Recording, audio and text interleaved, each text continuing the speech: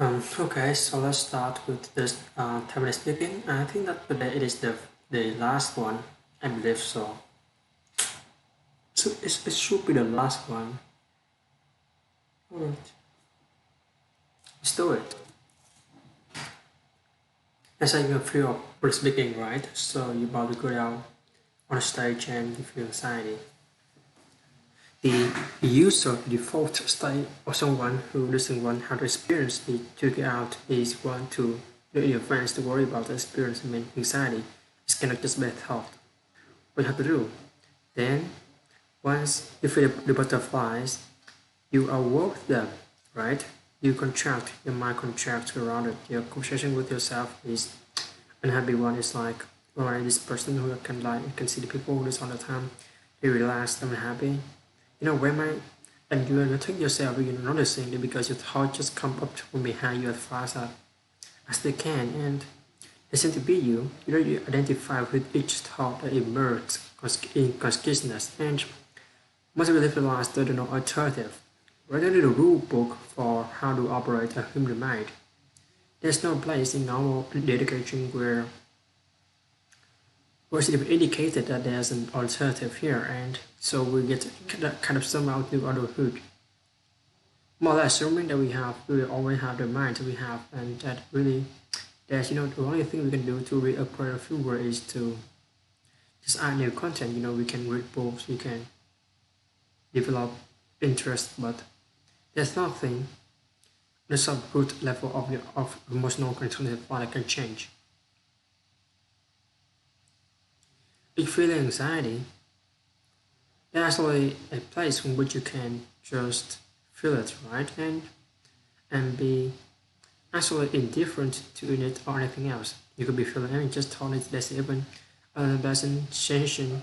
Refer to learn that anxiety, it isn't that unpleasant, it's so close to excitement. And also, if you see a physiology that really different between excitement and anxiety, it's more or like just affirming it just start within yourself. You felt these tingles, and it's so the adrenaline respond right before about to go onto a roller coaster. That's why before you go into a roller coaster, right, you experience the fact that you feel that way. When you're about to happen to feel you're allowed to go walk on the stage. That's interval, right? So just drawing back and realizing the power of farming is again this is skill that is fairly exotic one, but many people are learning their secrets out. Most of what people care about can be thought of as a skill. I mean, well-being it is not suffering unnecessary is a skill. Noticing your emotional life and regulating negative emotion is a skill. Going to begin practicing mindfulness with just learning to pay close attention to the nature of the feeling, adding anything to the experience, it's just noticing. It's like to be you moment to moment. The way that it is not reactive, you are not grasping the unpleasant or pushing the unpleasant away, you're just that is a story of telling yourself a story, do overthinking, and you can it become more and more mindful of that interrupted that more and more. You can reframe this continually and tell yourself a better story, but you can actually just engineer. You can change the code that you're learning from moment to moment. You sort of use a negative imagination where you think of all the bad things that happen to you, right? You're just still in traffic, driving to a job that you don't like, and you're frustrated, and you can think of all the things that could happen to you, right? They haven't, and if any one of them happen to you, you could consider your prayers and answered if you could just be returned to this moment, and you could be the guy who today is going to find out that you got 2 months to live, right? And you have to then the next 2 months is spent just unwinding your worldly affairs, right? You're not a guy, right? That hasn't happened to you yet. That's just more thinking, but it can have a profound effect. You can reframe the experience in a way that doesn't actually change anything on material, but your circumstances can let lies in. And there's many techniques that are just a matter of invoking useful concepts skillfully. So picture this, you're in an airplane and you begin to bounce. And even though the ocean aren't easily afraid to fly, can feel anxious in significant turbulence. And what do we feel anxious? Well, we have some thought that turbulence might be dangerous, that it makes it more likely the plane will crash. And of course, surely significant turbulence can cause the plane could crash. But as we know from the statistic, plane crashes is a very, very rare thing. So now, unless you are in that rare and horrible experience of being actually thrown around the cabin so as to get injured, it's not like that the bouncing mean. It's not physically painful, or you're not being harmed, but it's sensation. And in other context, you train yourself to even without worrying about not being we're going to ride and an amusement park, which is shirt greater force of your bodily on your body, and you do it because you're seeking that experience out and plan it totally unwelcome to you. But if you just take the raw sensations, they're not your problem. It's what they retain. It's your interpretation of them that worries you. There are at least two levels of which you can deal with this. First is to think conceptually about the nature of problem and what you fear. Is it rational to worry that your plane will crash if you're experiencing turbulence? No, actually it isn't. Like likelihood of plane and plane crash is minuscule. Over the course, Johnny used to begin to worry as you leave the airport and get into an Uber or taxi, or drive yourself home in your own car. And so, if you understand that every moment in the land is in fact safer, the many moments just in the crowd subtly safer than when you're working as a pedestrian, picture it on your smartphone, is stepping into the crosswalk. That when you're in your life should search. There was a moment where sweat is beginning beating up on your forehead. Soon you land and it begins to bounce. It is in fact unreasonable to worry about what the bouncing means, much of anything. If you understand that that's what happened, right? They can be willing to just experience more sensation. The relationship of observing see to interpret its experience, the sign of until danger. The level you can address this and these are totally compatible.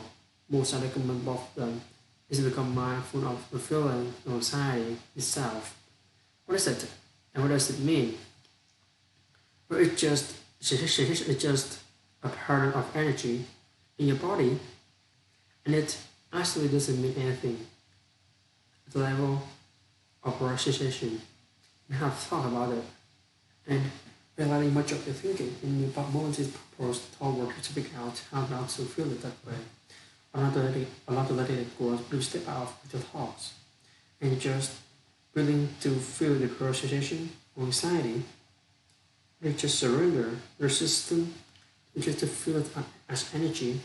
It can also it can be calm, very difficult to distinguish from what another framing could be a positive experience like excitement.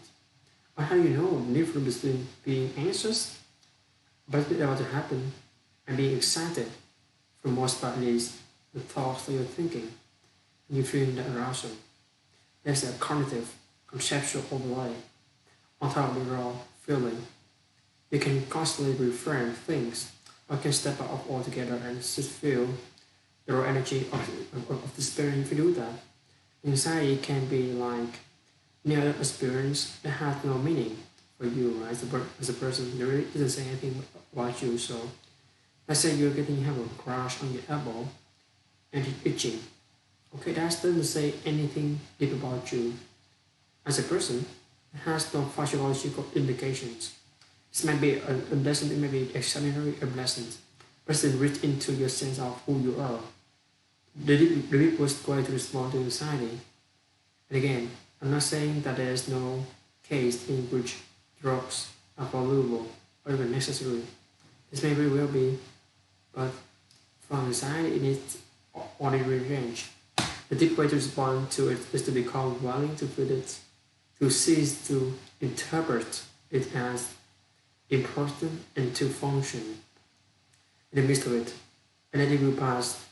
Anxiety rises and falls like any other emotion you've not particularly think of the thoughts that make you anxious. And so they can't stay around very long. It is true of other unpleasant emotions like anger and sadness, and they're continually restricted by our thoughts. And it is to spending most of our time thinking without knowing that we are thinking.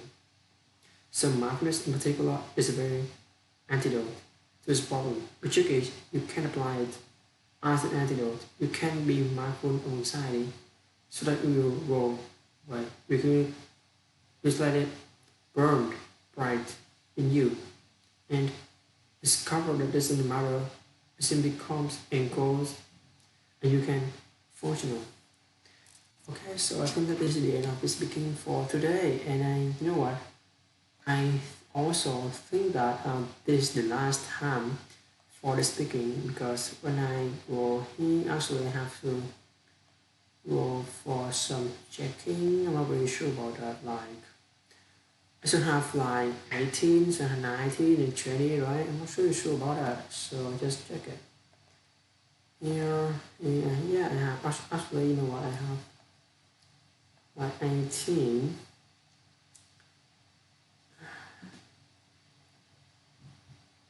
Oh shit. It's a bit 21. That's okay, I don't really care about that. Okay, so tomorrow I'm gonna move to the next speaking stuff. Okay, bye guys, have a good day.